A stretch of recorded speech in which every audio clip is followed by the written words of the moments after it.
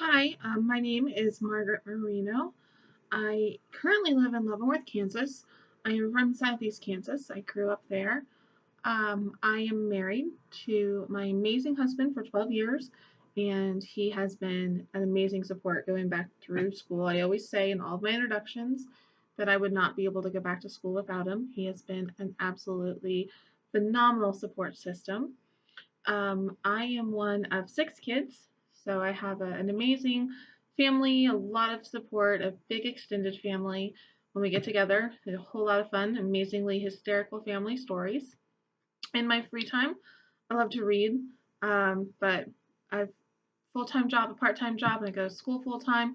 So my free time usually happens over winter break and then summer classes.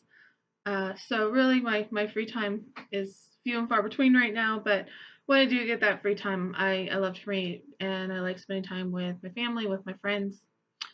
So my one unique fact about me, and it's not really unique, I just it's kind of quirky, is I'm a major nerd.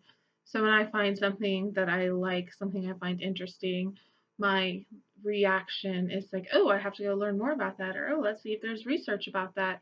Or if I hear a statistic and it doesn't sound right to me, I have to say, oh, where'd that research come from and who funded that study? And let's go see what kind of study that is, because I'm a huge nerd, unapologetically a nerd. Um, so what's my perfect job? I hope my perfect job's teaching. Otherwise, this has been a big waste of a couple of years. I love being a para, which is what I'm doing now. So when I get my certification, I will be spending less time with kids, a lot more time in meetings and doing paperwork. Um, I hope I can deal with that trade-off, but I am really looking forward to being able to do it. I'm really looking forward to being able to teach and have my own classroom. Um, so my educational experience as a student growing up, I hated school. I absolutely hated it. My mom and my dad both told me when I was in high school, oh, you should go to college to be a teacher. You should get your degree in education, and I was adamantly opposed to it. I hated school so much. I did not want to be a teacher. Um, and I went to a private school, and so there were no special education services in my school. We didn't have students pulled out, and we had some students who probably needed services who were treated horribly by teachers. And so it wasn't like a functional room or anything, so there wasn't a pull out where we didn't have pull out services. We didn't have a functional room or a life skills room, obviously. We didn't have any speech therapy or OT or PT, anything like that available. But I do have some pretty horrible stories about kids who did need services, who, because of the environment that they were in, did not receive them, and teachers and students who were absolutely horrible to them. Um, do I have a special interest in working with students with special needs? Yes. I love working with students with special needs. I always say that in special education, we measure success in inches, and I love the inches, and I have so many inch stories over the last 5 years. Kids with sensory problems who, wore a pair of socks for the first time, and a kid who was able to go to the potty on the potty for the first time, or a kid who wrote their name for the first time, or all sorts of amazing little stories that are not so amazing in gen ed. They're normal, but when we have one of our kids who ties their shoe for the first time, it's a huge event in our classroom, just because we celebrate inches. We celebrate milestones that aren't normal milestones, and they make all of the blood, sweat, and tears absolutely worth it. Um, let's see, the disability would be most challenging for me to live with would be visual disability. That's for a couple of reasons. Number one, I love to read. I love reading.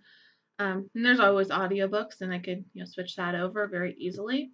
But personally, there's a personal history there. My grandmother, who I learned my love of reading from my grandmother and my mother, she lost her sight when she was older, and she did not handle that loss well, and she got severely depressed and died very quickly after that. And so that fear of losing my eyesight definitely stayed with me after seeing that as a child. So that would be something that I would be fearful of adapting to that.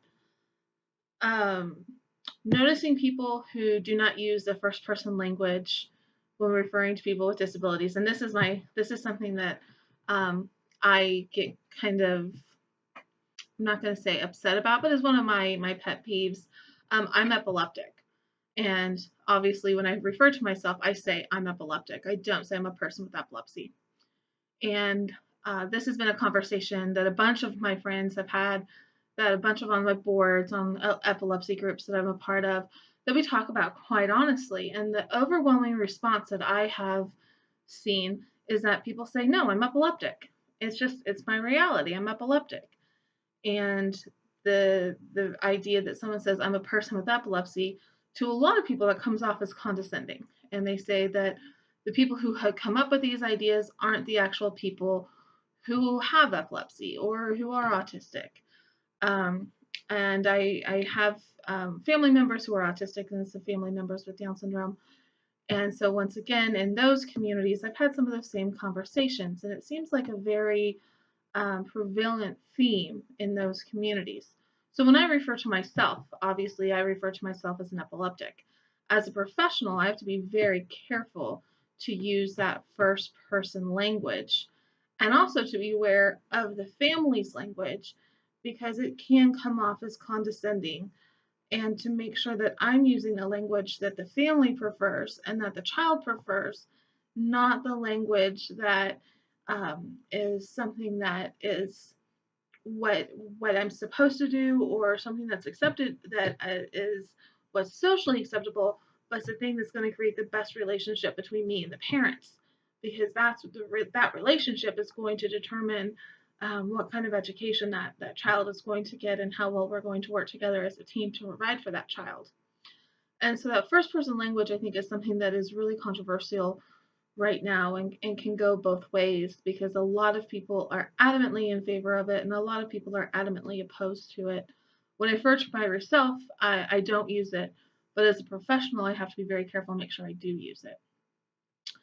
Um, I'm really looking forward to getting to know everyone and to learning with everyone this semester. I've been looking forward to taking this class the entire time I have been here, and I hope that I am able to learn from everyone.